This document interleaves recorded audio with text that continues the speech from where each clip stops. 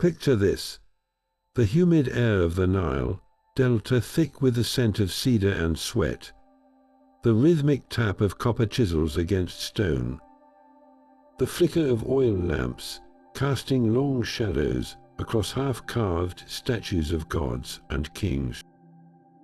Here, in the dim glow of an ancient workshop, a craftsman bends over his workbench, hands flying with precision passed down through generations. His tools, some familiar, others strange to modern eyes, are the unsung heroes behind the towering pyramids, the intricate jewelry, the colossal temples that still take our breath away thousands of years later. But what if I told you that some of the most ingenious tools they used have vanished from history? Not lost to time, but overlooked, forgotten, buried beneath the weight of more glamorous discoveries. Egypt's legacy is written in gold and granite, but its true genius lies in the humble implements that made such marvels possible.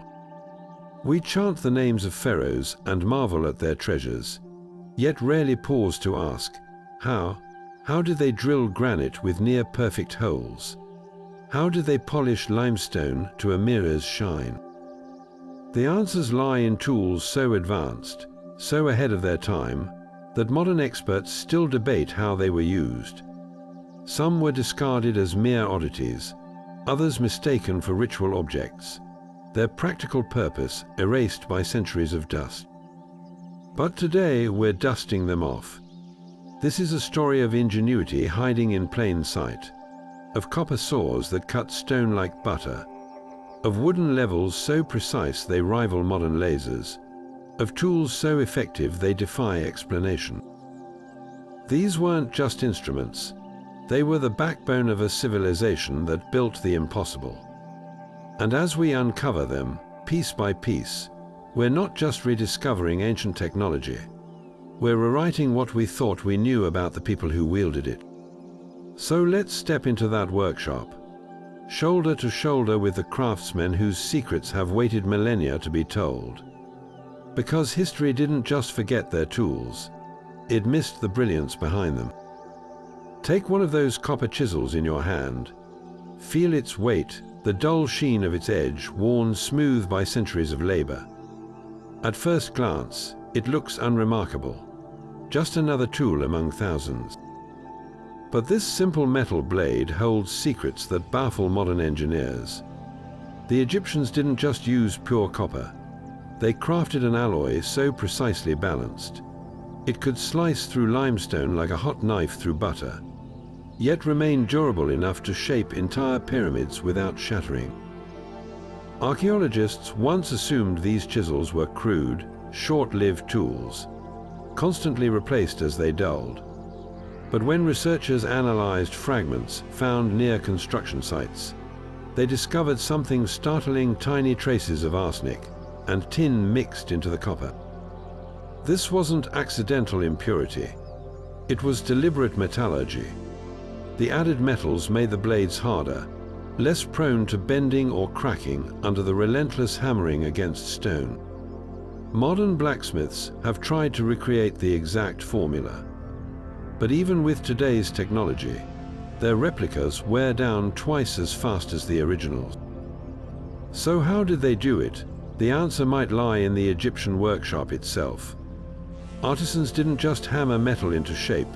They heated, cooled, and reworked it in cycles that modern science calls cyclic annealing. A process that realigned the metal's internal structure, making it tougher with each round. Picture a blacksmith quenching a glowing blade in water, not once, but dozens of times, each step refining the metal's hidden strength. And here's the real kicker. They didn't have thermometers or precision scales. Their knowledge came from generations of trial and error, passed down like sacred texts. But here's where the mystery deepens. Even with the perfect alloy, these chisels should have worn out after just a few feet of cutting granite. Yet the pyramid stones show smooth, consistent grooves, as if the tools never dulled. Some researchers think the Egyptians used an abrasive slurry, wet sand or crushed quartz, to help the copper blades grind through rock rather than just chip at it. Others point to reliefs showing workers pouring liquid between cracks in stone, hinting at a lost technique involving heat or chemical weakening. Whatever the method, one thing's clear: this wasn't brute force. It was a dance of chemistry, physics, and craftsmanship we're only beginning to decode. The irony: we've spent centuries marveling at the pyramids' grandeur, while overlooking the humble chisels that made them possible. Those battered copper edges weren't just tools, they were the fingerprints of a civilization that turned raw metal into miracles. And somewhere in the dust of a forgotten workshop, there's still a master smith's recipe waiting to be found. Now imagine pouring a liquid over solid granite and watching it soften like wet clay impossible. Right. Yet ancient texts and inscriptions insist the Egyptians did exactly that.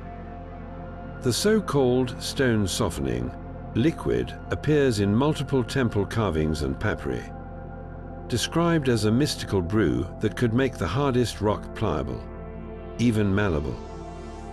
Workers depicted in tomb art sometimes pour liquid between stone blocks, as if they were fusing them together, not just stacking them.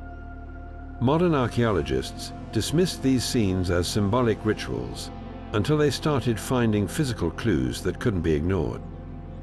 Take the unfinished obelisk at Aswan, a colossal monument abandoned mid-construction. Its surface shows deep, smooth channels that look less like chisel marks and more like something had dissolved the stone. Nearby, researchers found residue of fermented plant extracts and acidic compounds in ingredients that, when combined, create a weak but effective solvent. Laboratory tests revealed that certain organic acids derived from plants like the sorrel vine can actually etch granite over time, subtly weakening its surface. But could this really explain how workers shaped entire monuments? Some scientists argue the Egyptians might have harnessed natural chemistry on an industrial scale. A mixture of citric acid from fermented fruit, oxalic acid from plants, and heat could create a gel-like paste that slowly ate into the rock, making it easier to carve. Others propose an even bolder idea, that the liquid wasn't just a solvent but a catalyst for exothermic reactions. When certain chemicals interact with quartz in granite, they generate intense heat, potentially expanding tiny cracks or loosening mineral bonds. Picture workers pouring a steaming liquid over a stone slab, then watching as fissures spread like spider webs, allowing them to split massive blocks with wooden wedges. Yet the most tantalizing evidence comes from the stones themselves. Many Egyptian monuments, like the Valley Temple's granite casing stones, fit together with seams so tight you can't slip a razor blade between them, something nearly impossible to achieve with brute force carving. Some blocks even show slight warping or flow-like textures, as if they were reshaped after placement. Could the liquid stone have been used like an ancient form of mortar, softening adjoining edges just enough to fuse them seamlessly? The controversy doesn't end there. A handful of fringe researchers point to bizarre accounts from early explorers who claim to find half-melted stone in sealed chambers, or even tools allegedly used to sculpt rock in a semi-liquid state. Most mainstream scholars dismiss these as exaggerations, but intriguingly, modern labs have replicated a primitive version of the effect using heated silica-rich solutions that temporarily weaken stone structure. So was the lost liquid a simple plant-based solvent, a chemical catalyst, or something far more advanced? The truth may lie in a blend of all three, a recipe guarded so closely that its secrets died with the last master builders. One thing's certain: if the Egyptians really could soften stone, even slightly, it would rewrite our understanding of how they achieved the impossible. And somewhere beneath the desert sands, a broken jar might still hold the residue of civilization's most elusive technology. But what about the invisible lines, the precise measurements that ensured every block, every column, every corridor aligned with celestial perfection? Hidden in the shadows of Egypt's grandest monuments lies a tool so delicate, so easily overlooked. It's often mistaken for scrap, rolled-up strips of papyrus, marked with meticulous hieratic script. These weren't scribbles or discarded scrolls. They were the ancient architect's secret weapon, measuring rods, flexible enough to bend around curves, yet precise enough to keep the pyramid's angles flawless across millions of stones. Imagine unrolling one of these fragile strips. Instead of words, you'd find a cascade of hieroglyphic notches, each one a measurement standardized to the royal cubit, the sacred unit of length tied to the pharaoh's own forearm. But here's the genius. Unlike rigid wooden or metal rods, papyrus could expand or contract slightly with humidity, compensating for temperature shifts that might warp other materials. Workers would wet the strips before use, allowing them to stretch uniformly, then let them dry taut against a master template. The result, a self-correcting ruler that resisted the cumulative errors plaguing modern tape measures. The evidence is etched into the monuments themselves. Take the Great Pyramid's base, a near-perfect square with sides averaging just 2.5 centimeters of deviation over 230 meters. That's a margin of error a modern laser level would admire. How?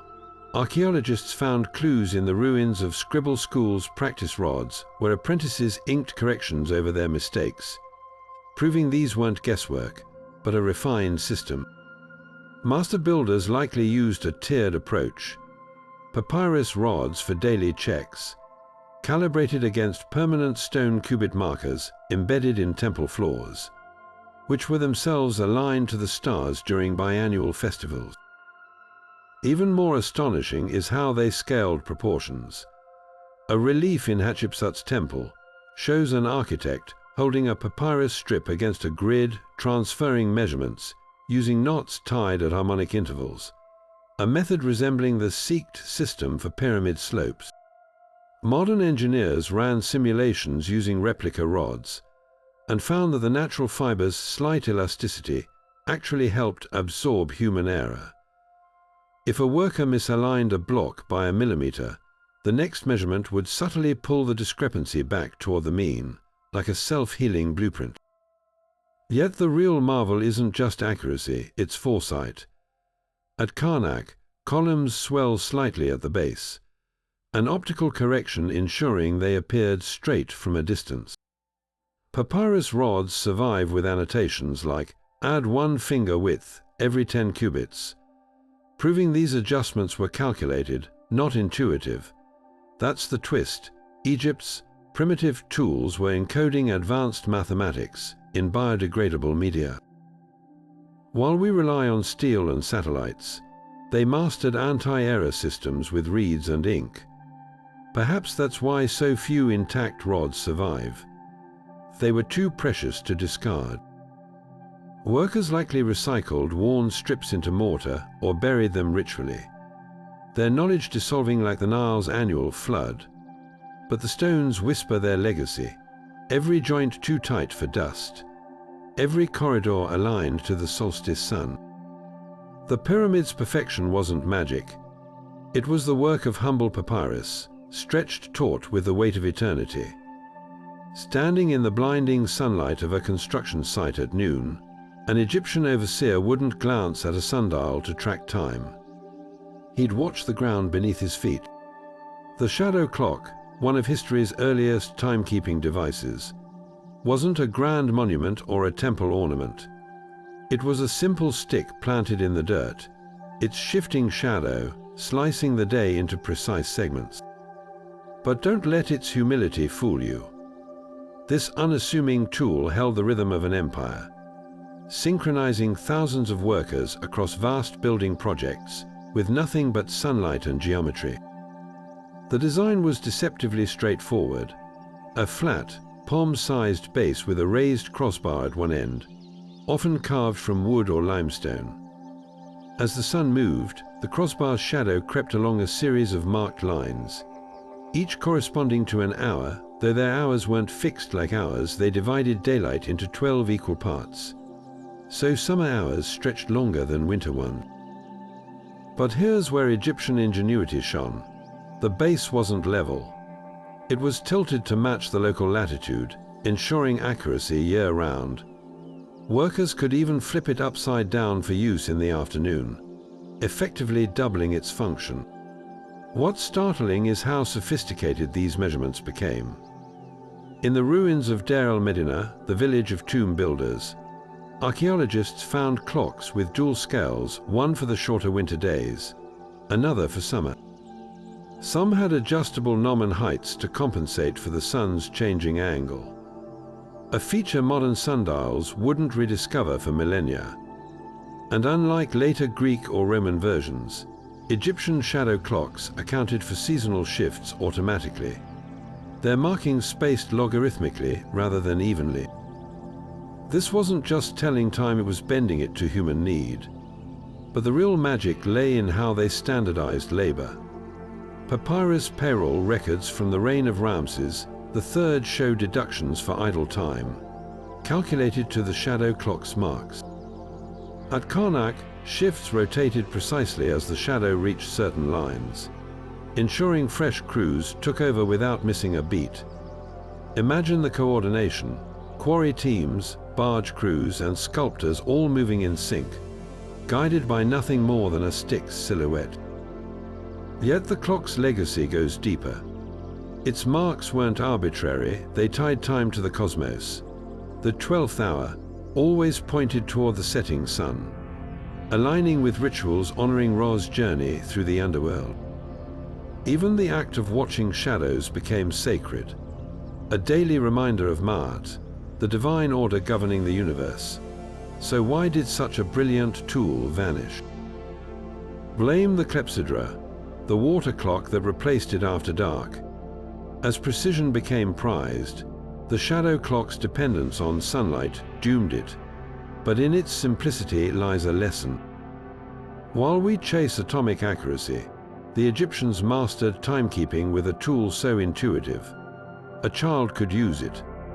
And somewhere in the desert, buried beneath millennia of sand, there's still a tilted slab waiting to cast its shadow, proof that sometimes the greatest innovations don't rise toward the sun, but lie flat, letting the light do the work. Stretching gold to the thickness of a soap bubble isn't just delicate work. It's a feat of engineering. In the hushed chambers of Egypt's tomb workshops, artisans wielded hammers so precise, they could transform a lump of gold into sheets thinner than a spider's web, all without tearing or crumpling the metal. These weren't ordinary tools. The gold beater's anvil, for instance, wasn't a flat slab but a curved, polished stone with a surface smoother than glass. When struck with a specialized mallet, its head wrapped in layers of damp leather to soften the blows, the gold would spread like warm butter, thinning evenly with each rhythmic tap. Modern gold leaf averages about 100 nanometers thick, but Egyptian samples found in Tutankhamun's tomb measure half that, some as thin as 30 nanometers. To put that in perspective, a human hair is roughly 80,000 nanometers thick. Achieving such fineness today requires hydraulic presses and industrial rollers. Yet the Egyptians did it with nothing but hand tools, a process so refined that even microscopic analysis reveals almost no inconsistencies in their sheets. The secret lay in their multi-stage technique. First, the gold was melted with trace amounts of silver, creating an alloy just malleable enough to withstand stretching. Then came the hammering, not in one marathon session, but in short bursts, with the gold sandwiched between layers of treated animal membrane. This interleaving prevented adhesion and distributed stress evenly. After each round, the sheet was annealed in a low-temperature kiln to relax the metal's structure. A cycle repeated dozens of times until the gold became translucent. But the real marvel was their quality control. Artisans worked near north-facing windows, where diffused sunlight revealed imperfections as subtle as a faint ripple. If a sheet tore, they didn't discard it, they repaired it with a technique akin to welding, using heated bone tools to fuse the edges. Some tomb paintings even show workers breathing gently on the gold as they worked, likely using moisture from their breath to prevent static cling, a trick still used in traditional workshops today. Why go to such lengths? Because gold leaf wasn't just decoration, it was divine alchemy. The Egyptians believed gold was the flesh of the gods, and its application on statues and coffins wasn't embellishment but transformation. Every whisper-thin sheet was a prayer, hammered into existence by tools that blurred the line between craft and ritual. And while modern factories can produce gold leaf faster, none have matched the ethereal perfection of those ancient workshops, where patience and piety turned metal into moonlight. Wading through the ankle-deep waters of a foundation trench, an Egyptian surveyor would have gripped not a metal level, but a length of linen, a simple tube stitched from fabric, filled with water, and tied between two wooden stakes. It sounds absurdly basic, yet this humble tool could achieve accuracy within a fraction of a degree, rivaling modern spirit levels. The secret wasn't just in the design, but in the Egyptians' profound understanding of natural forces. Picture the process. Workers stretched the linen tube taut between 2 points, ensuring no kinks disrupted the water's surface. As liquid found its level, markers on the stakes revealed even the slightest slope. Modern engineers who have recreated these devices were stunned. Tests showed they could detect inclines as subtle as 1 part in 500. Enough to keep pyramid courses perfectly horizontal across hundreds of meters. But the real brilliance lay in the linen's properties. Unlike rigid materials, the fabric's slight flexibility compensated for minor ground shifts during construction, preventing cumulative errors. Workers could even adjust tension by wetting the linen, causing fibers to expand uniformly for microcalibrations. Archaeological clues suggest these tools weren't one size fits all. At the bent pyramid site, fragments of different tube diameters were found, each suited to specific tasks. Wider ones for foundational work where speed mattered, narrower versions for delicate trim. Some bore hieratic inscriptions like north-south bias, hinting at pre-marked alignment guides. The most intriguing discovery came from a dig near Abusia, a tube lined with beeswax, creating a watertight seal that minimized evaporation under the desert sun. What truly astonishes is how they scaled this simplicity.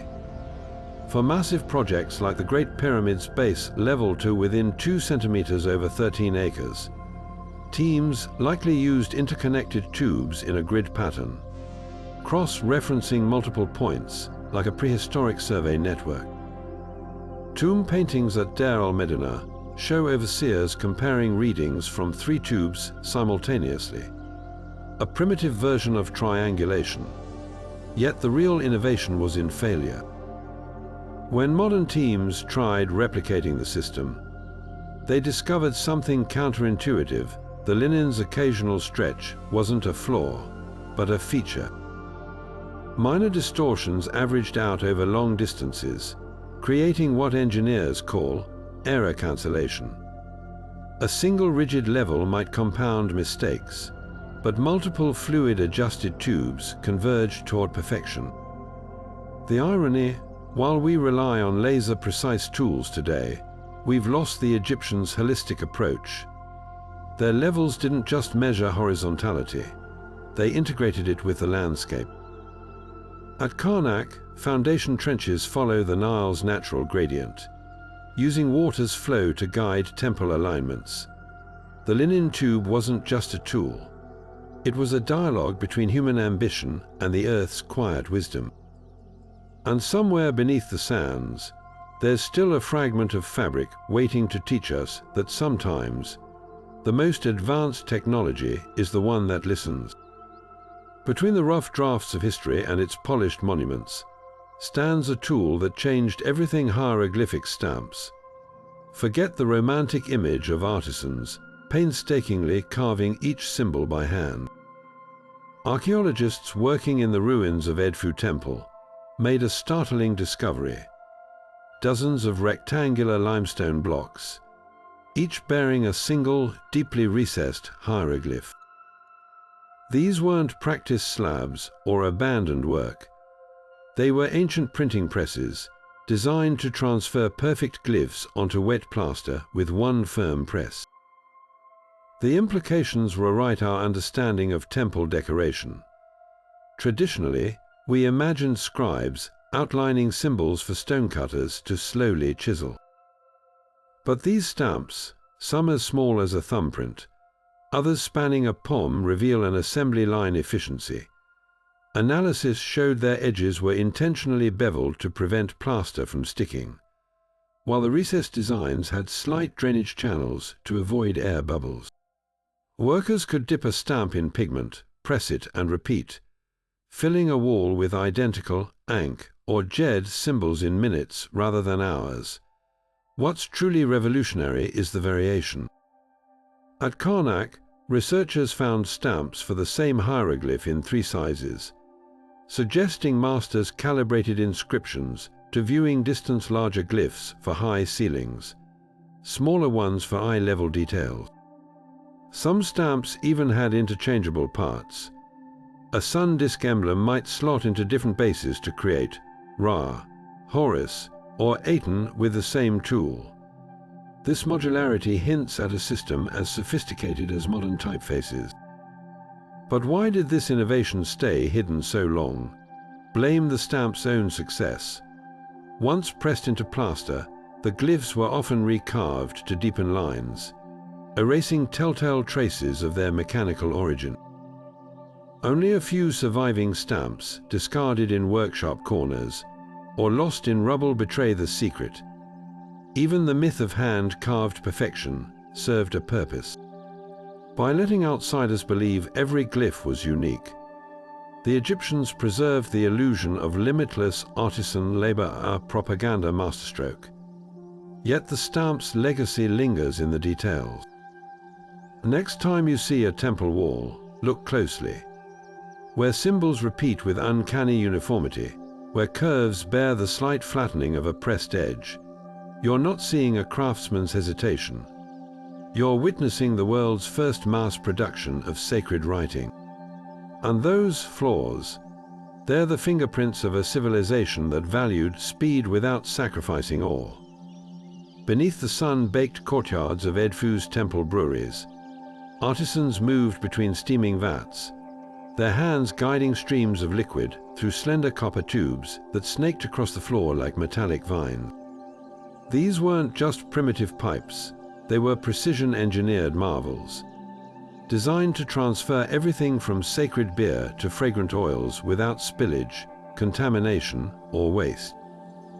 Modern archaeologists were stunned to discover these systems rivaled industrial plumbing of the 19th century. With joints so tight they required no adhesives, and slopes calculated to maintain perfect flow rates. The secret lay in the craftsmanship. Each tube was hammered from a single sheet of copper, its seams folded inward and pressure welded with nothing but heat and repeated striking. A technique that left no weak points. Microscopic analysis of residue inside the pipes revealed something even more surprising. Mineral deposits showed uniform patterns, proving the Egyptians understood fluid dynamics. The tubes weren't just dumped haphazardly. Their angles were adjusted to prevent turbulent spills, with gentle curves that mimicked the Nile's meandering flow. In perfume workshops, where drops of precious oils like lily and frankincense were worth their weight in gold, This precision was sacred. A single tilted joint could waste a day's labor. But the real genius emerged in the breweries. At Dendera, excavations uncovered a network of interconnected copper tubes, leading from fermentation vats to cooling chambers. The system used gravity to circulate liquid while trapping sediment in cleverly placed sieves made of woven reeds, a primitive but effective filtration method. Some tubes even had internal spirals, slowing the flow to regulate temperature. Imagine the sophistication: beer brewing at scale, with consistent quality controlled not by timers or thermometers, but by the exact bend of a copper elbow. Perfume production took it further. In workshops near Karnak, delicate condensers, copper coils, submerged in water allowed distillers to capture essential oils without scorching them. Tomb illustrations show workers adjusting flame heights beneath alembics, while apprentices monitored tube outputs, a process eerily similar to modern chemistry labs. The most striking find, an intact tube from Saqqara with a threaded cap, suggesting they could seal systems airtight, a technology Europe wouldn't rediscover for another 2 millennia. Why did these systems vanish from history? Blame their own durability. Later civilizations salvaged Egyptian copper for weapons or coinage, melting down pipes that seemed like mere scrap. But the legacy lingers in the details. Next time you twist open a faucet or watch liquid swirl through a lab apparatus, remember the first masters of fluid transfer weren't wearing lab coats. They wore linen kilts, and their tools gleamed like the sun on the Nile. The granite drill holes of ancient Egypt defy logic's smooth, cylindrical tunnels bored straight through some of the hardest stone on Earth, their surfaces polished to a glassy sheen. Mainstream archaeology insists these were made with simple copper tubes and abrasive sand. A theory that sounds plausible until you examine the evidence. Modern engineers who have tried replicating the technique hit a wall literally. Even with motorized tools and industrial abrasives, their holes show uneven wear, jagged striations, and frequent cracking. Nothing like the flawless Egyptian core. One core sample from the Temple of Hathor at Dendera tells the story. Extracted from a solid block of pink granite, it's a perfect cylinder, 19 centimeters long with spiraling grooves so uniform. They look machined. The kicker, the grooves narrow slightly toward the center, a detail that suggests consistent downward pressure at an impossible rate. Copper drills simply couldn't achieve this without warping or snapping. Petrographic analysis reveals even more anomalies. The granite's quartz crystals along the hole's edge are fractured cleanly, as if split by a force far exceeding what hand-powered tools could generate. Alternative theories range from the plausible to the provocative. Some researchers propose the Egyptians used diamond-tipped drills, citing traces of corundum, a mineral harder than quartz found clinging to a few drill bits in museum collections. Others point to temple reliefs, showing workers pouring liquid while drilling, suggesting a chemical softening agent like the mysterious stone dissolver, described in earlier sections. The most controversial hypothesis comes from machinist Christopher Dunn, who measured the Dendera core's groove spacing and calculated it matches the feed rate of modern diamond drills, leading him to argue the Egyptians possessed lost machining technology. Mainstream scholars counter that simple tools, combined with relentless patience, could explain the precision.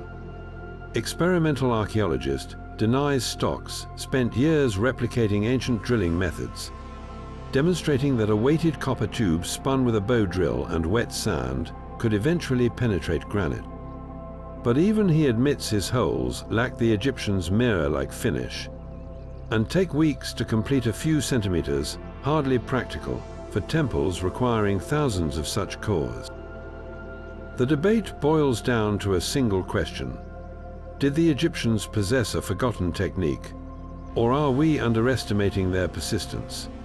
Perhaps the answer lies in between.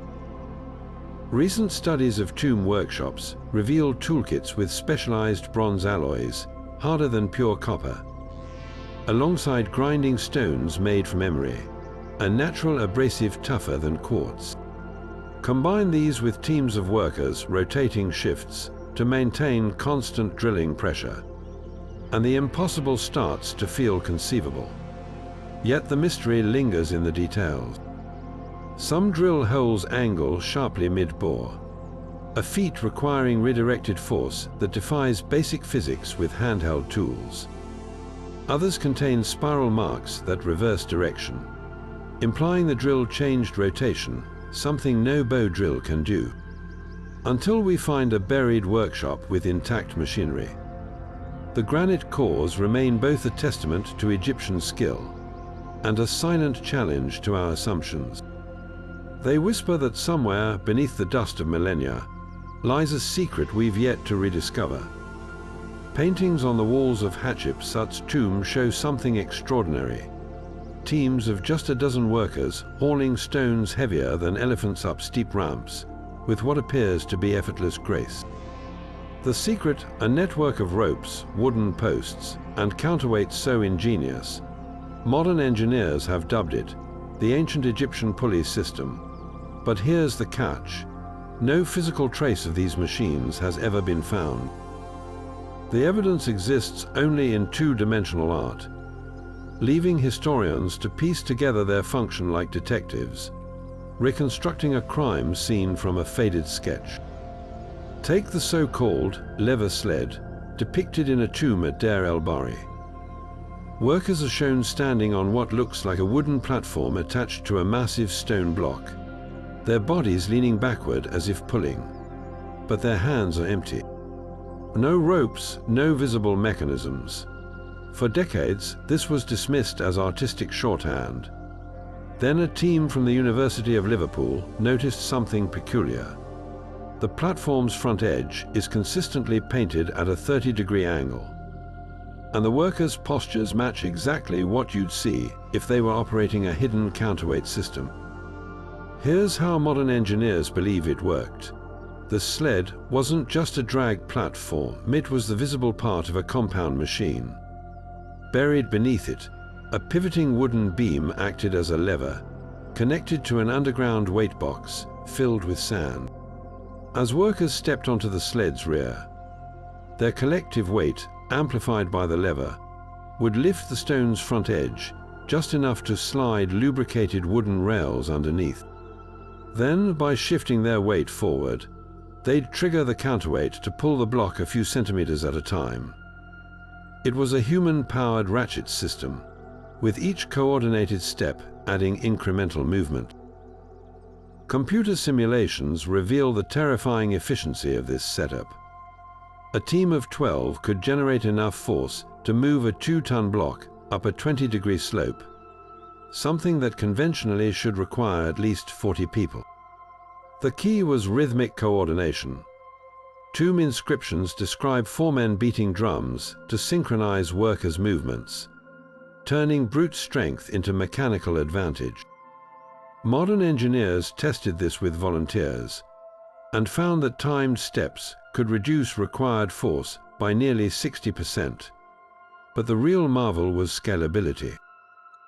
At the Pyramid of Djoser, archaeologists found rectangular slots cut into ramp surfaces at regular intervals, matches, for the lever sled's proposed underground components. Even more telling, some slots contain traces of gypsum, a lubricant that would have reduced friction during the lever's pivot.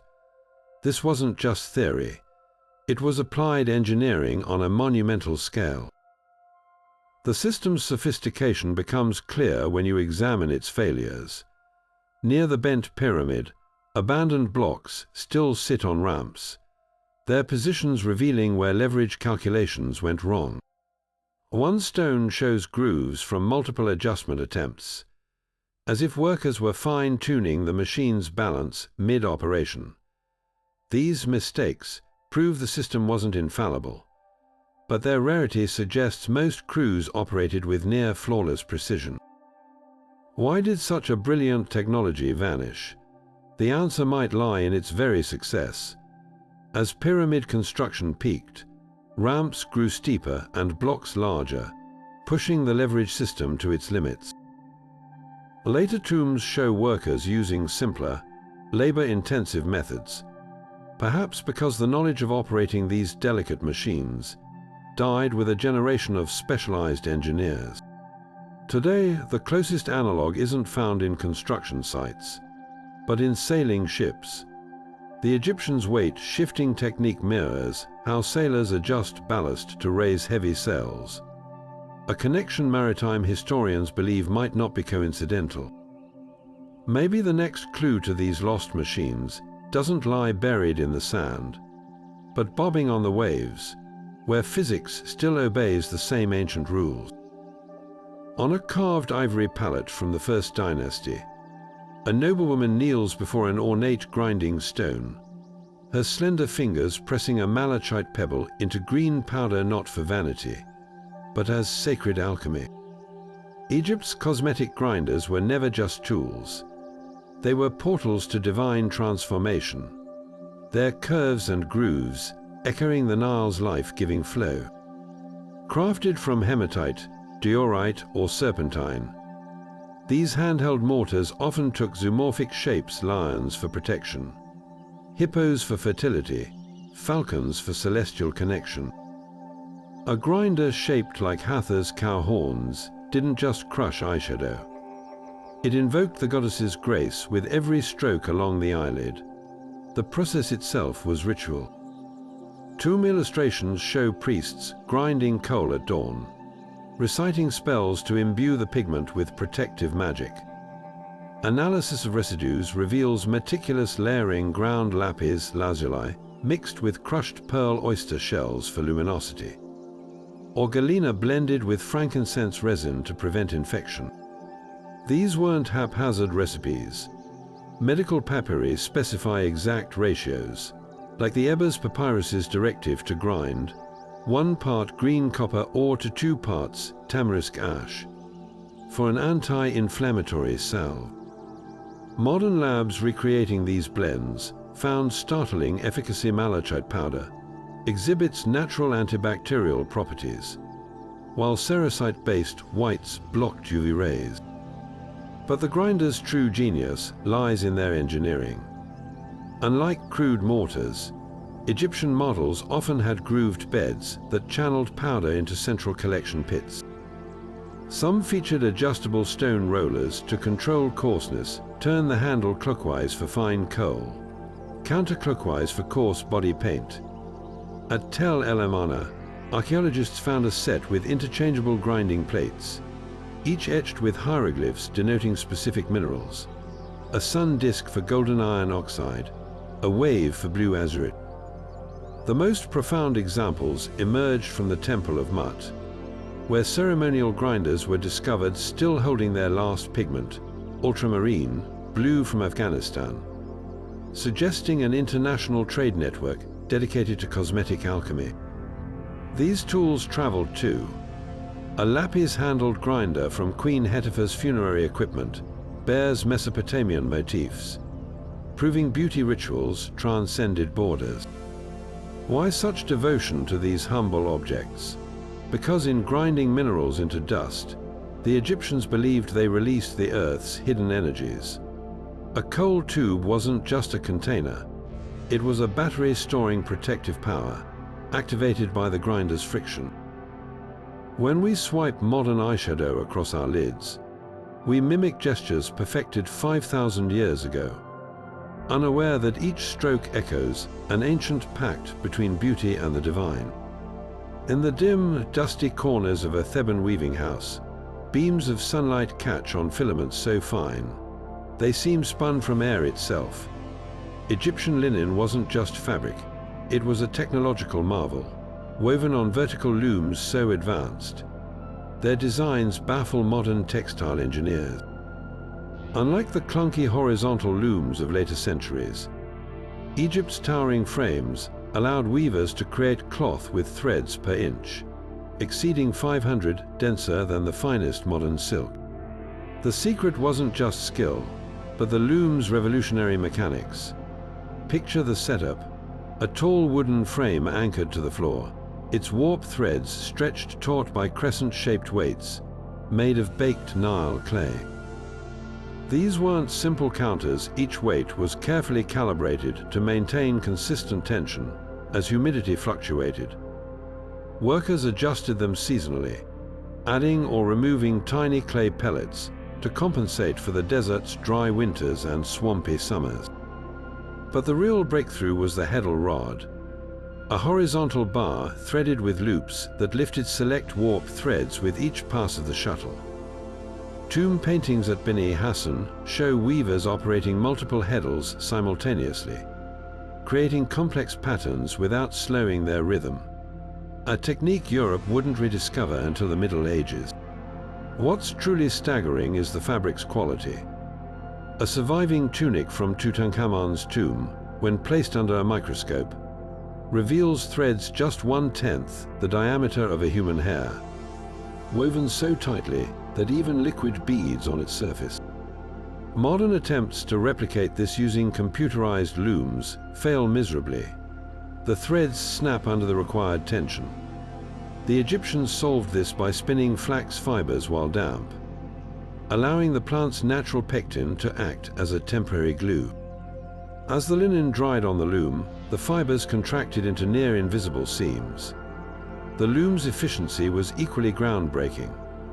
Excavations at Tel El Amarna uncovered workshop floors marked with color-coded grids, an ancient assembly line where teams worked in shifts. One weaver handled plain weave, another added decorative borders, while a third inspected the cloth under north-facing windows for flaws. Production records from the Temple of Ammon boast of 10 cubits of royal linen per day, per loom output that would challenge modern hand weavers. Yet the most poignant detail lies in the tools themselves. Many loom weights bear tiny thumbprints, not from carelessness, but from a ritual where weavers pressed their hands into the wet clay, infusing each piece with personal essence. These weren't just machines, they were extensions of the body, turning rhythm into art. And when a master weaver died, their loom was often buried with them, not as tribute, but as a passport to continue their craft in the afterlife. Today, as scientists struggle to decode their techniques, these silent frames stand as reminders that sometimes the softest fabrics hide the toughest mysteries. The shimmering blue beads of an Egyptian necklace might look like precious stones, but pick one up and feel its surprising lightness. This is no lapis lazuli. It's glass, crafted with such skill that modern chemists still puzzle over its formula. Far from the crude, bubbly glass of later civilizations, Egypt's workshops produced translucent vessels and jewelry with colors so vivid, they seemed to pulse with inner light. The secret wasn't just in their materials, but in tools so specialized, they blurred the line between craft and alchemy. At the heart of every glass workshop stood the blowpipe, not the simple iron tubes of Roman factories, but tapered copper rods coated in a clay slip to prevent molten glass from sticking. Tomb illustrations at Beni Hassan show workers rotating these pipes with a rhythmic wrist motion, a technique that kept the glass evenly thick as they blew. But here's what those images don't show. The pipes had a hidden feature.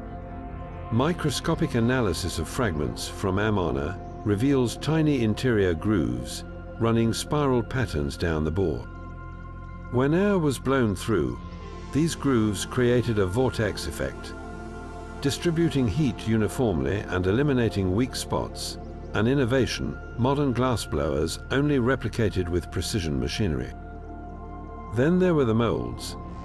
Unlike later single-use clay forms, Egyptians carved reusable molds from blocks of Nile silt mixed with crushed quartz, a composition that could withstand temperatures exceeding 1,000 degrees Celsius without cracking. The real genius lay in their modular design. Excavations at Lisht uncovered molds with interchangeable inserts. One set of hieroglyphic patterns could be swapped for floral motifs in minutes, allowing mass customization. Some molds even had built-in cold traps, small channels that cooled select areas faster, creating deliberate stress points where glass could be snapped cleanly after annealing. But the true masterpiece was their color palette. Modern labs have dissected Egyptian blue glass and found traces of cobalt from distant oases, copper oxide refined through a process akin to electrolysis, and even uranium-bearing minerals that lent a faint golden glow under sunlight. The most enigmatic hue, a ruby-red glass found in Tutankhamun's pectoral. Its secret ingredient, revealed only in 2012, nanoparticles of gold, crushed so fine they scattered light like medieval stained glass. Achieving this without microscopes or precision scales required tools beyond mere mortars, sealed crucibles with precisely angled spouts for decanting impurities, and stirring rods tipped with hematite to catalyze chemical reactions. Why did this knowledge vanish? The answer lies in the tools themselves. Glassmaking was a priestly art, its techniques guarded like state secrets. When Rome industrialized production, they prioritized speed over subtlety, replacing Egypt's copper blowpipes with iron ones that introduced impurities. Later cultures mistook the delicate molds for pottery scraps, melting them down or discarding them. But in a quiet corner of the Cairo Museum, a display case holds the real treasure, a broken blowpipe still flecked with turquoise glass, its spiral grooves whispering of a time when artisans didn't just shape matter, but coaxed it into light. Slicing through millennia of assumptions, the bronze scalpel from the tomb of Ka, the physician, gleams with a chilling precision. This isn't some crude relic.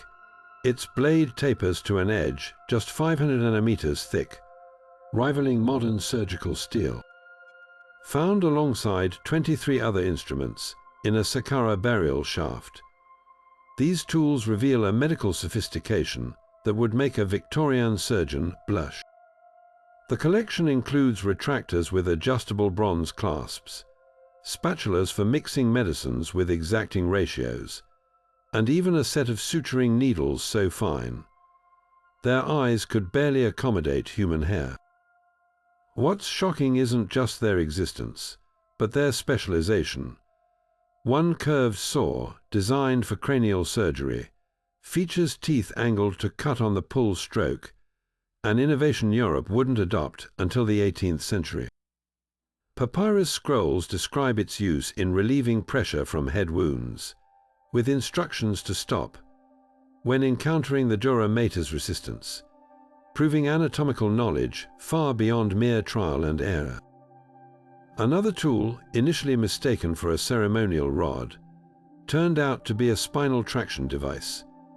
X-rays revealed internal channels that once held cords for gradual realignment, a technique now used in modern chiropractic care.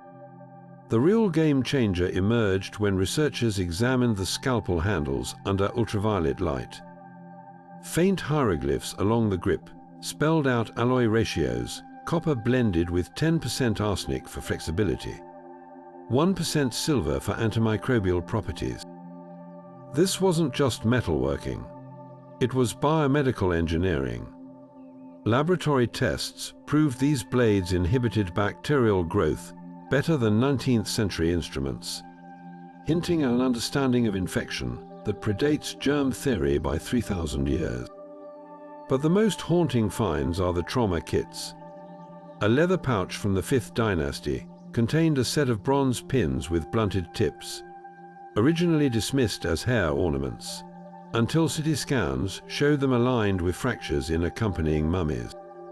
These were early versions of intramedullary nails, inserted to stabilize broken long bones.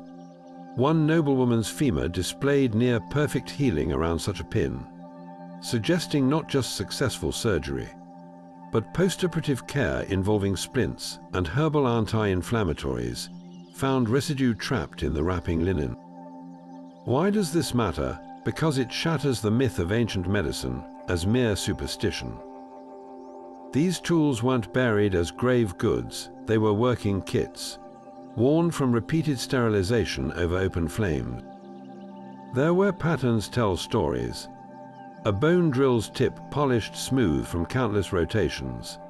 Forceps' jaws slightly sprung from extracting molars. These physicians didn't just treat symptoms. They perfected procedures through generations of meticulous observation. Perhaps the most poignant artifact is a set of probe hooks from the workers' village at Deir el-Medina. Unlike the lavish gold-inlaid tools of nobles, these are simple copper, worn thin from years of removing sand particles from stonemasons' eyes, an ancient OSHA kit. Their presence in a laborer's tomb whispers that in Egypt, even the humblest lives deserved skilled hands. And that's the real revelation. A civilization that could mass-produce compassion as effortlessly as pyramids. In the hushed darkness of the embalming tent, a priest lifts a curved obsidian blade not to cut, but to honor. This ceremonial knife, shaped like the sickle of the harvest god Anubis, was never meant to touch flesh. Its true purpose, to symbolically open the mouth of the deceased, restoring their senses for the afterlife with a whispered incantation.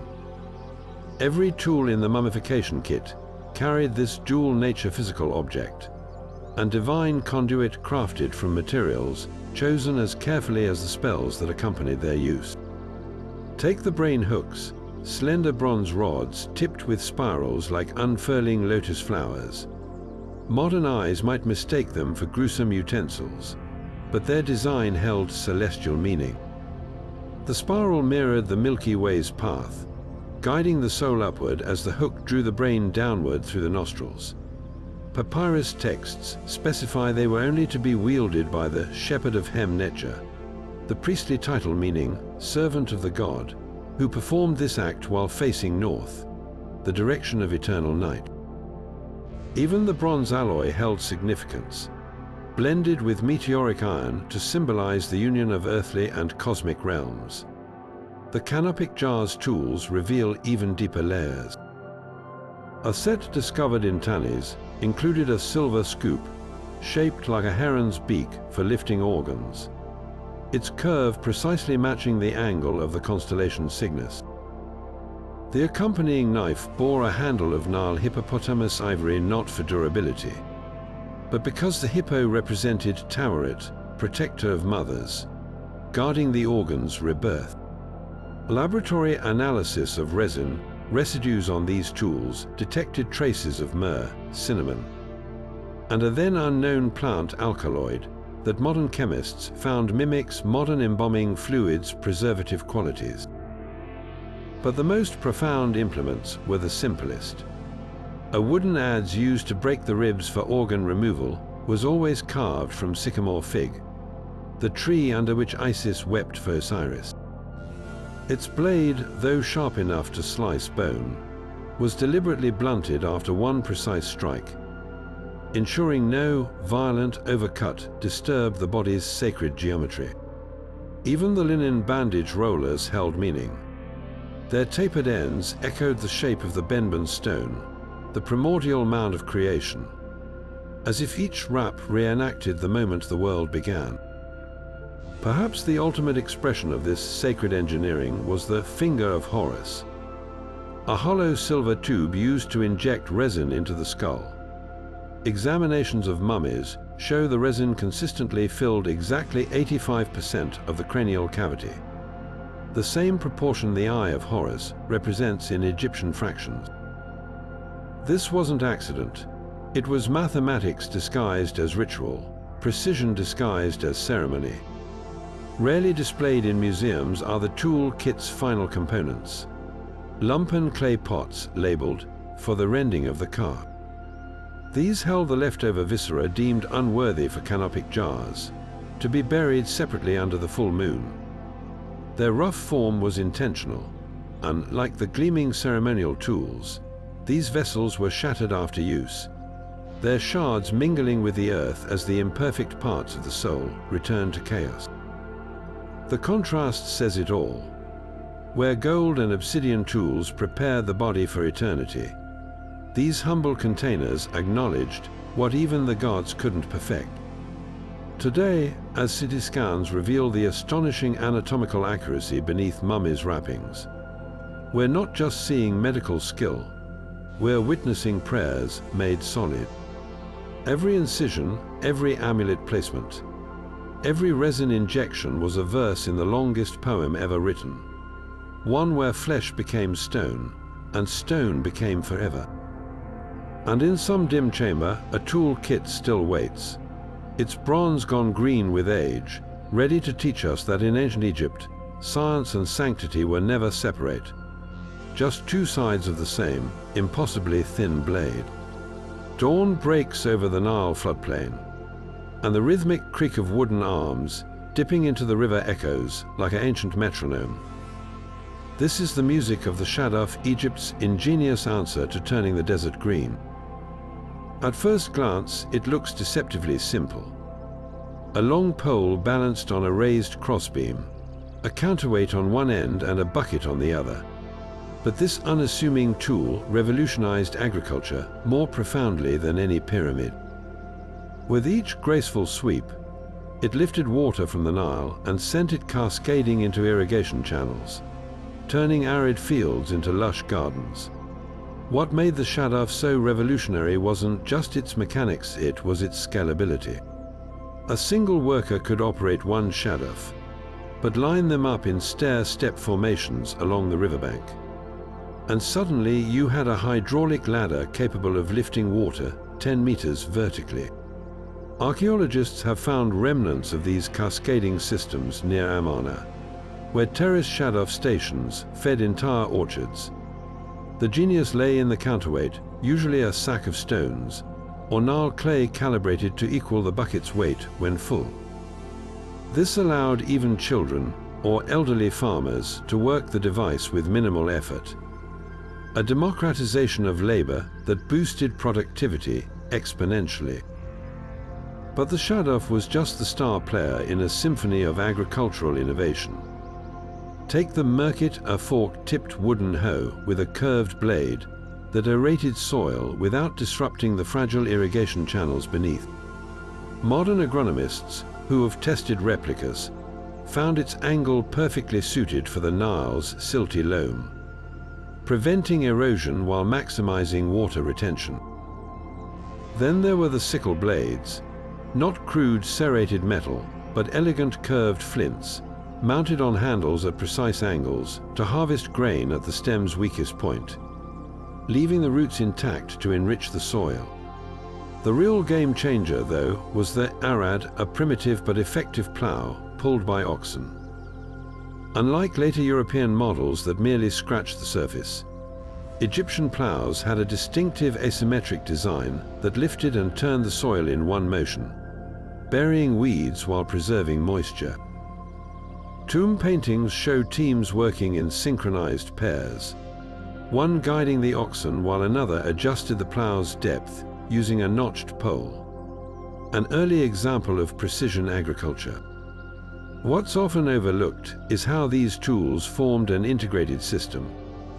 The Shaduf's water-fed fields prepared by the Merkit, sown with grains harvested by sickles, and replenished by arad ploughed compost. This wasn't just farming. It was a closed-loop ecosystem engineered for sustainability. Soil samples from abandoned fields reveal something astonishing. After 3,000 years of continuous cultivation, Egypt's floodplain soil remained richer in nutrients than virgin earth nearby. The ultimate testament to these tools' effectiveness lies in the numbers. At its peak, Egypt's agricultural output supported a population density rivaling modern farmland, all without synthetic fertilizers or diesel pumps. When Herodotus marveled that Egyptians gathered fruit from the earth with less labor than any other people, he wasn't exaggerating.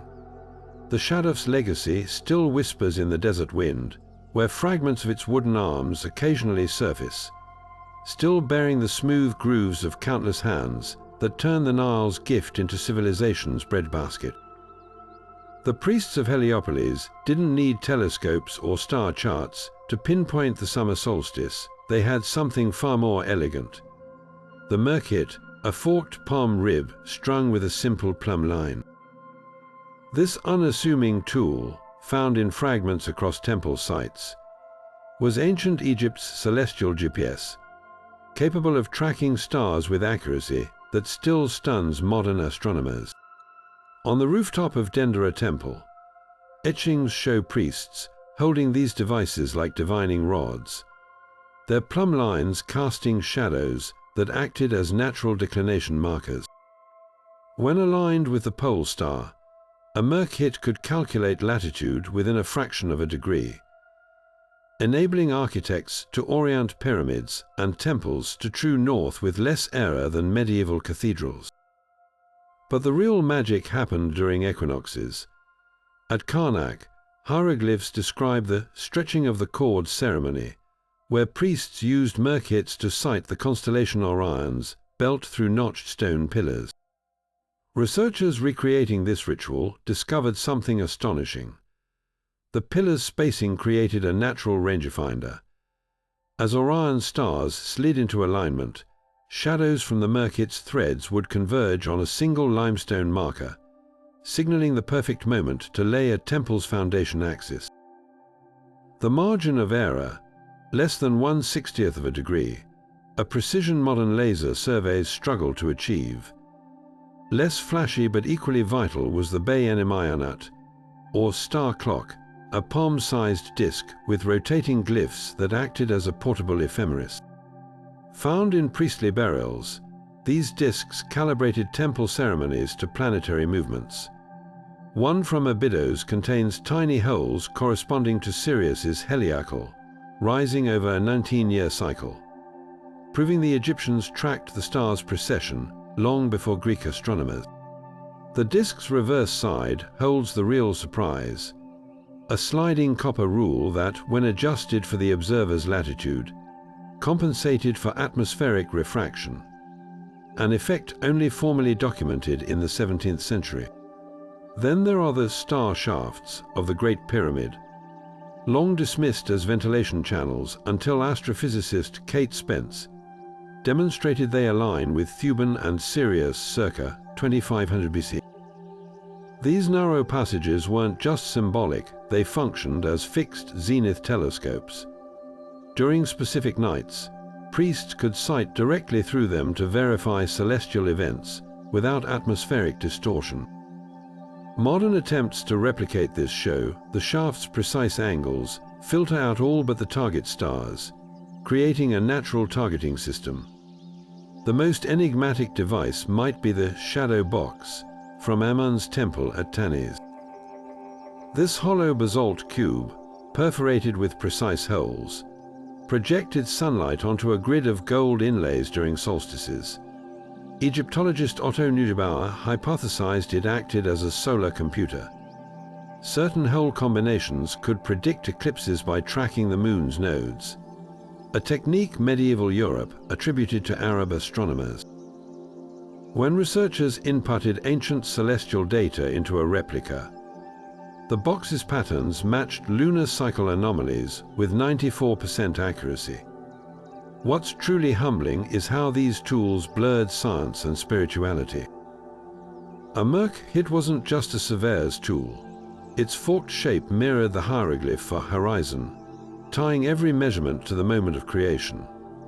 The Bay-Enemayanut's disk echoed the sun god Ro's daily journey, making timekeeping an act of worship. Even the pyramid shafts, while mathematically precise, aligned with stars associated with Osiris and Isis. This wasn't astronomy versus religion. It was a seamless fusion where calibrating a plumb line became as sacred as reciting a hymn. Perhaps that's why so few intact devices survive.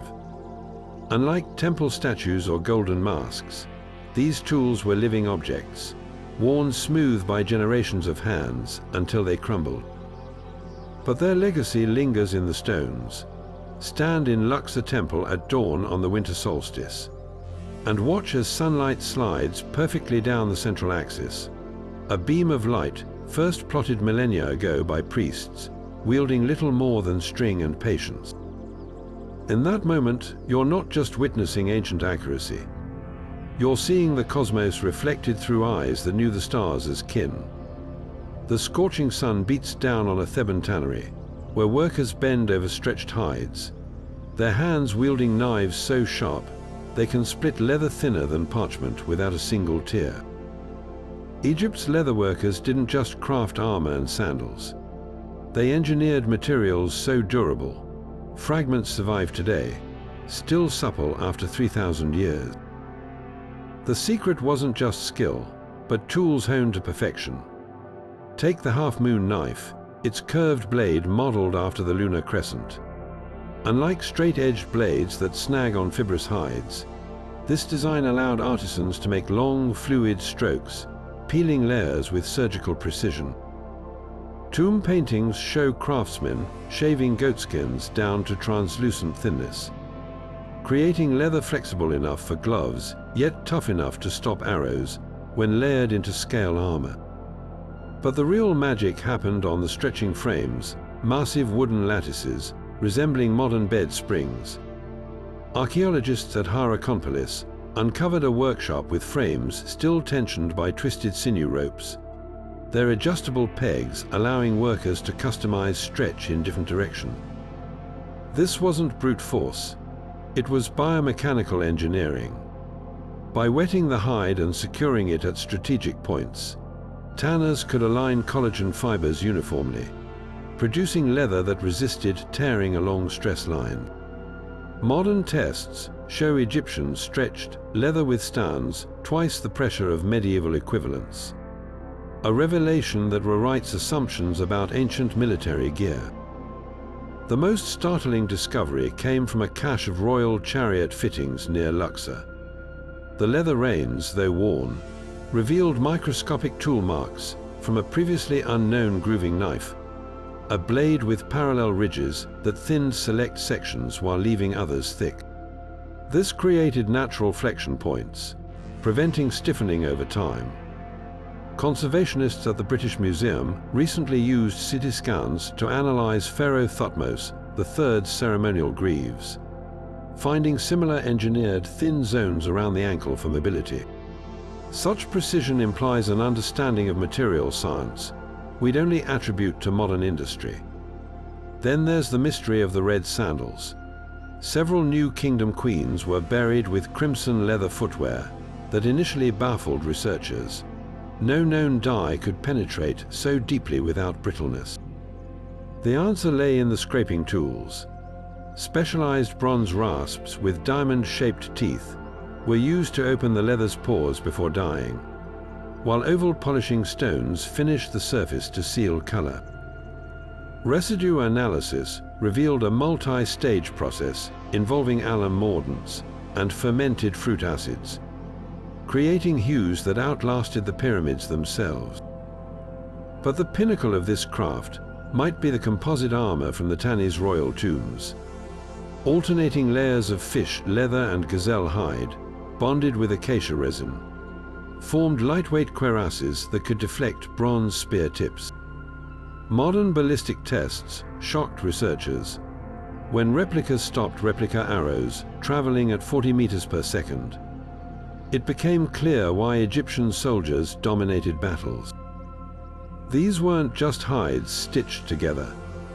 They were ancient equivalents of Kevlar, engineered through tools that transformed organic materials into technological marvels.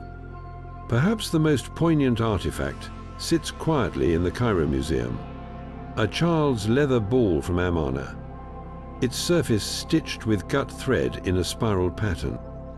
Under magnification, the stitches show no wear, yet the leather bears the soft patina of countless throws and catches. In this unassuming toy lies the true legacy of Egypt's leatherworkers.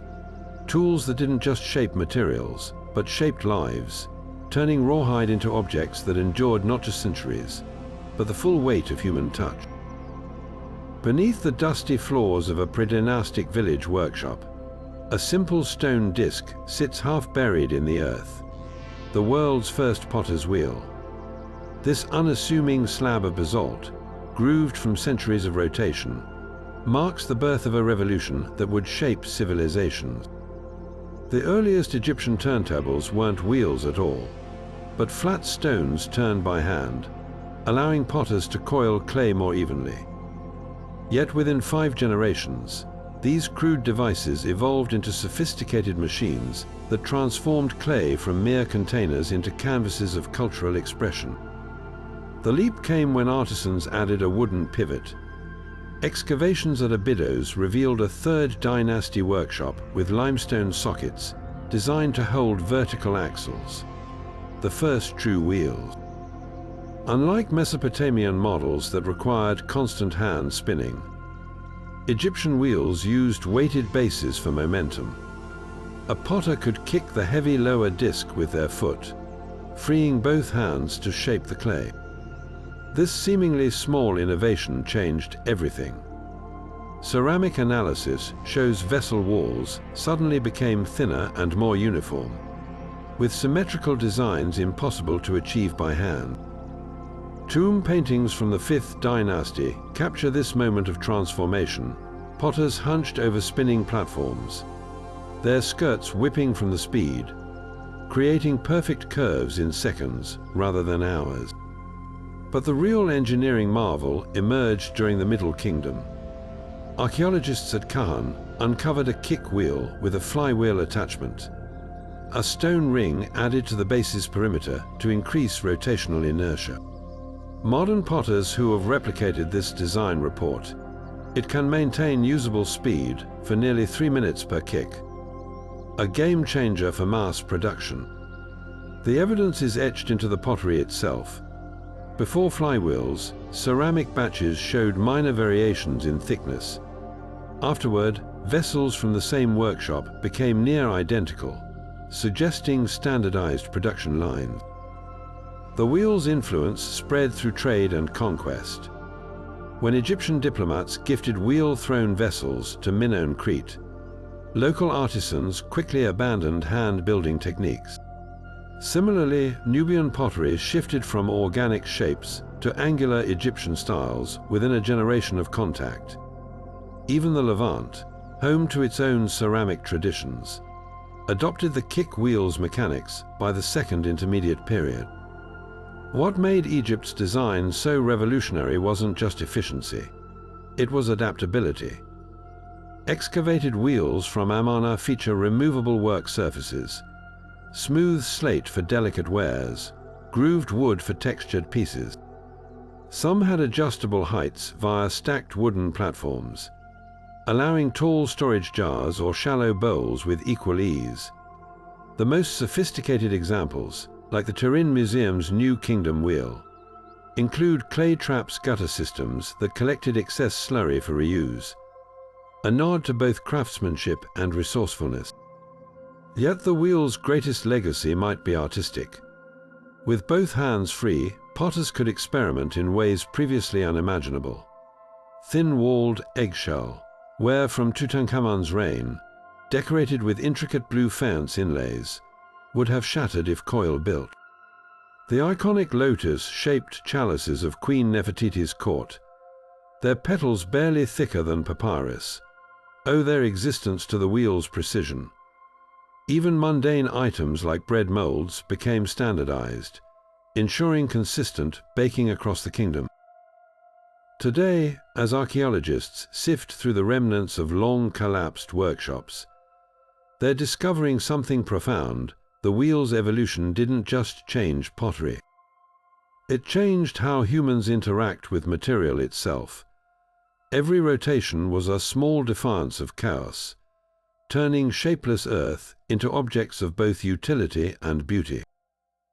And in the quiet spin of a modern potter's wheel, the echo of those ancient kicks still lingers, a testament to the enduring genius of Egyptian engineering. The scent of cedar resin and wet hemp ropes fills the air as workers swarm over the half-built hull of a pharaoh's funerary ship. In their hands, tools unlike any other civilizations, broad bladed adzes with convex edges that slice wood with the grain rather than against it, leaving surfaces smooth as polished stone. These weren't crude chopping tools. Each curve was mathematically calculated to match the natural growth rings of Lebanese cedar. A detail modern shipwrights only rediscovered with computer modeling. The blade's unique shape allowed artisans to carve planks thin enough to flex with the Nile's currents, yet strong enough to withstand Mediterranean storms. Some recovered vessels show less than 2 millimeters of variation in thickness across 30-meter hulls.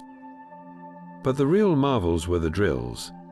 Unlike European augers that tear through wood, Egyptian shipwrights used tubular copper bits with spiral flutes, designed to lift sawdust out as they cut.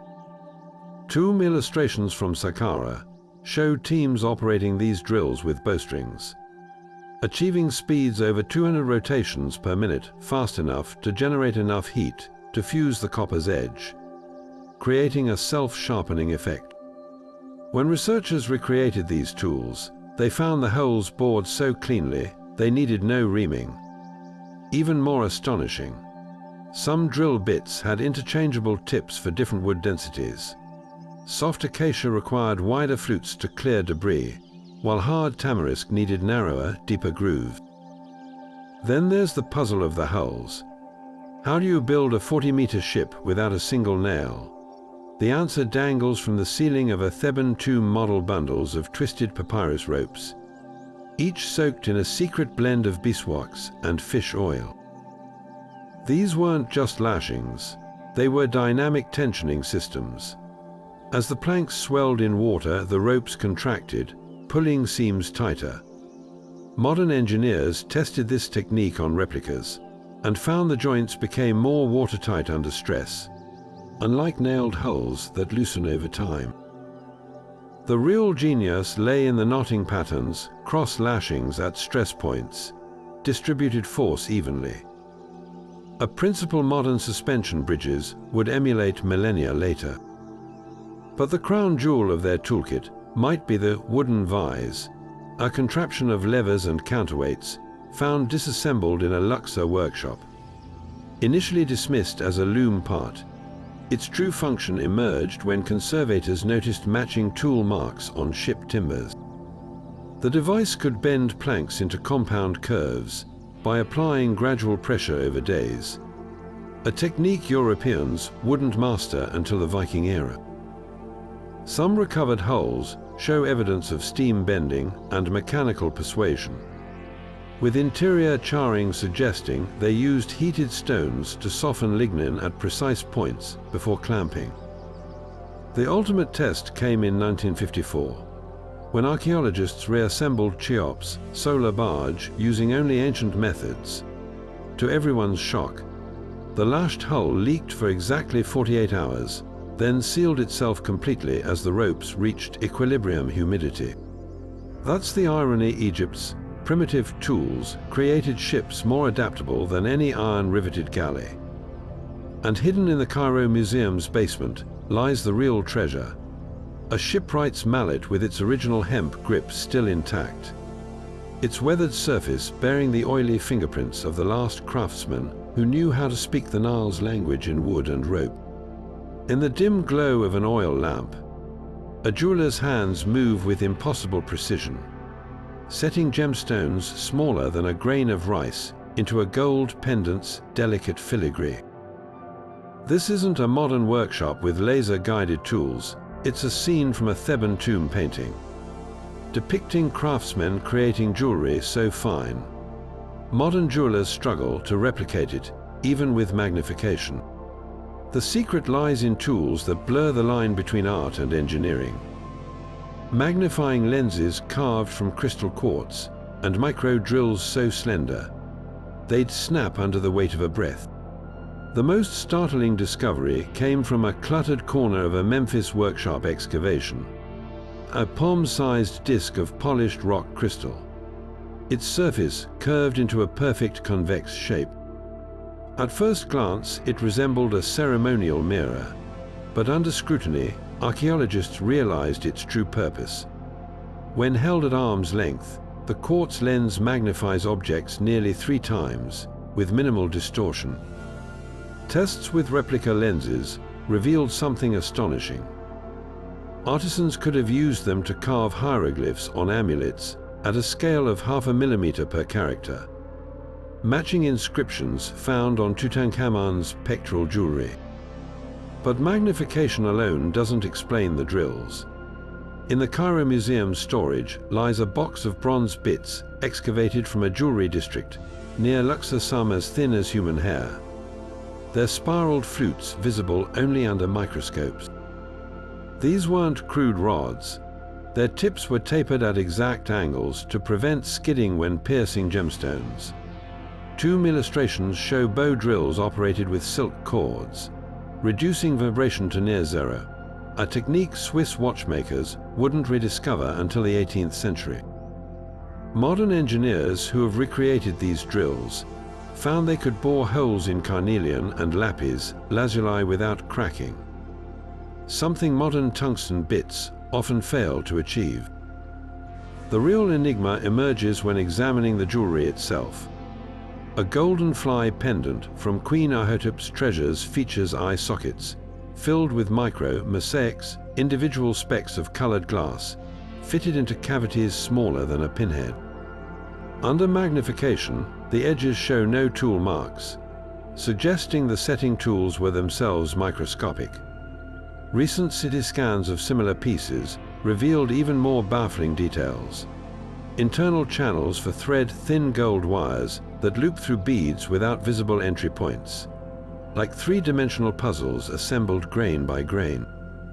How did they work at this scale without modern optics? Part of the answer may lie in biology rather than technology. Studies of artisan burials show pronounced muscle attachments in their dominant hands, indications of lifelong, hyper-specialized fine motor control. Combined with the quartz lens's magnification, these craftsmen likely developed near superhuman dexterity, their hands guided by generations of muscle memory. Yet the most poetic clue comes from an unexpected source: their failures. In a refuse pit near Amarna, archaeologists found discarded trowel pieces with minute cracks or misaligned stones. These mistakes prove the work wasn't magical, but the product of relentless practice. Each flawed bead was a step toward perfection. Each broken drill bit a lesson in pressure and patience. Perhaps that's the true secret behind Egypt's microscopic masterpieces. Their tools weren't just physical objects, but extensions of minds and hands refined over lifetimes. When we peer at a golden scarab's wing veins, thinner than a spider's silk, we're not just seeing artistry, we're witnessing the birth of precision itself, one obsessively steady breath at a time. Beneath the scorching sun of a delta brickyard, workers move like a well-oiled machine, kneading, pressing, flipping, as rows of identical mud bricks bake into the backbone of an empire. This wasn't just manual labor, it was an industrial revolution in clay. The Egyptians didn't merely scoop mud from the Nile's banks, they engineered it. Their standardized wooden molds, discovered stacked in neat piles at the ruins of Pi Ramses, weren't crude boxes but precision instruments. Each frame bore notches to ensure uniform thickness, while interior grooves created bricks with dovetail edges that interlocked like puzzle pieces when dried. Modern tests show these tapered edges increased wall stability by nearly 30% compared to flat-sided bricks, an innovation medieval masons wouldn't rediscover for millennia. The real alchemy happened before the mud even touched the molds. Tomb paintings at Beni Hassan reveal workers methodically mixing chopped straw into the clay, not haphazardly, but in layers alternating with crushed limestone grit. This wasn't just filler, it was nanotechnology before the term existed. Electron microscopy of ancient bricks shows the straw's hollow structure acted like microscopic rebar, dispersing stress loads throughout the material, while the limestone created a natural cement as it reacted with moisture. The proportions were exact: 1 part straw to 3 parts clay, with a handful of grit per batch. Ratios modern engineers confirmed maximized tensile strength while minimizing shrinkage cracks. But the Egyptians took it further. At the Malkota Palace site, archaeologists uncovered bricks stamped with hieroglyphs denoting production dates and team leaders, an ancient quality control system. Some bore symbols like Year 25, Crew of Amenhotep, while others had glyphs for specific purposes: Ankh-marked bricks for temples, Jed pillar stamps for load-bearing walls. This wasn't just bureaucracy. It was material science codified into tradition. The most telling detail: bricks from the same batch found miles apart, their identical compositions proving centralized production hubs supplied entire cities with standardized building blocks. The drying process held its own secrets. Instead of baking in kilns, a fuel-intensive method, Egyptian bricks cured in the sun atop beds of woven reed mats. These weren't passive drying racks. The reeds wickered moisture upward while allowing airflow beneath, preventing warping. Workers rotated bricks at precise intervals, a rhythm dictated by shadow clocks to ensure even exposure. In a stroke of ecological genius, they recycled broken bricks into new batches, crushing them into grog, a tempering material that reduced cracking. Modern sustainability experts estimate this closed-loop system saved thousands of tons of Nile silt annually. What's truly staggering is the scale. The pyramid complex of Amenemhat III alone consumed an estimated 24 million bricks, all mixed, molded, and dried within a single flood season. How? Excavations at Kahan revealed an assembly line. Clay pits flanked by straw chopping stations, leading to molding tables where teams could produce a brick every 12 seconds. Accounting papyri from Deir el-Medina record teams of 50 workers outputting 15,000 bricks per day, a productivity rate modern hand production methods struggle to match. The ultimate testament lies in the bricks themselves. At the temple of Ramses II, some still bear the fingerprints of their makers, pressed into the surface as if sealing a promise to eternity. These unassuming rectangles built more than walls, they built an empire's infrastructure, from the humble homes of farmers to the towering pylons of Karnak. And when modern masons try replicating them, they're met with a humbling truth. Despite our technology, no one has yet improved on a recipe written in mud and straw 5,000 years ago. Perhaps the most poetic discovery came from a child's grave at Abydos. A tiny mud brick shaped like a loaf of bread, its surface imprinted with a puppy's paw prints. Even in their mass production, the Egyptians left room for life's accidental beauty, proving that standardization never had to mean soullessness. And somewhere along the Nile, the reeds still whisper the secret, that civilization's true foundation wasn't gold or granite, but the humble alchemy of earth, water, and human hand. Deep within the ruins of a Theban metalworks, a broken furnace still holds its secrets, its walls lined with a glassy, greenish slag that defies every known bronze smelting recipe. This isn't just ancient metallurgy. It's alchemy disguised as craftsmanship. The Egyptians didn't just mix copper and tin, they conjured alloys with eerie properties. Some bronzes could bend nearly 40 degrees before snapping, a flexibility modern engineers can't replicate without additives like silicon or phosphorus. Others resisted corrosion so well. Statues buried for millennia emerged with their edges still sharp enough to cut papyrus. The key lay in their furnaces. Unlike the open pits used by contemporary civilizations, Egyptian smelters were sealed clay domes with multiple air channels, not just for oxygen, but for precise temperature zoning. Paintings in the tomb of Rekhmire show workers feeding palm fronds into side vents, while the main blaze burned acacia wood, creating a layered heat gradient. Modern recreations revealed the genius. Palm ash contains potassium carbonate, which lowered the melting point of copper ore, while acacia's intense heat purified the metal. The result: fewer impurities than industrial Victorian-era bronze. But the real shock came when archaeologists analyzed a cache of ingots from Amarna. Using neutron diffraction, they discovered traces of arsenic and nickel in ratios that shouldn't exist naturally.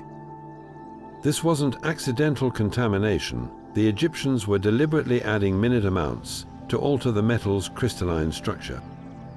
One ceremonial dagger's blade showed alternating layers of copper arsenic and copper tin, forged like Damascus steel centuries before the technique appeared elsewhere. The metal's microstructure resembled modern laminated composites, explaining why some blades stayed razor-sharp despite heavy use. The most baffling discovery emerged from a furnace in Memphis, where residue contained particles of meteoritic iron mixed with bronze, a combination thought impossible due to their different melting points. Yet wall inscriptions describe a sky metal alloy used for temple doors, said to sing when touched. Researchers finally cracked the code. The Egyptians preheated the iron in a reducing atmosphere, then plunged it into molten bronze, creating a diffusion bond. When struck, these hybrid metals produced harmonic vibrations, turning entire doorways into giant resonators during ceremonies. Why can't we replicate their results today? Partly because their recipes weren't written, they were performed. Papyrus texts mention ingredients like mountain tears, possibly zinc ores, and red earth from the eastern Wadi, later identified as cobalt-rich laterite. Without knowing exact sourcing locations, modern attempts fall short. But the deeper truth may lie in their process. Metallurgy was sacred.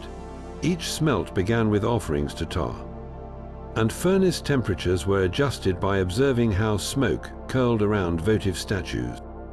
What we dismiss as superstition might have been observational science in ritual guise, a way to encode knowledge that our labs lack the context to decode.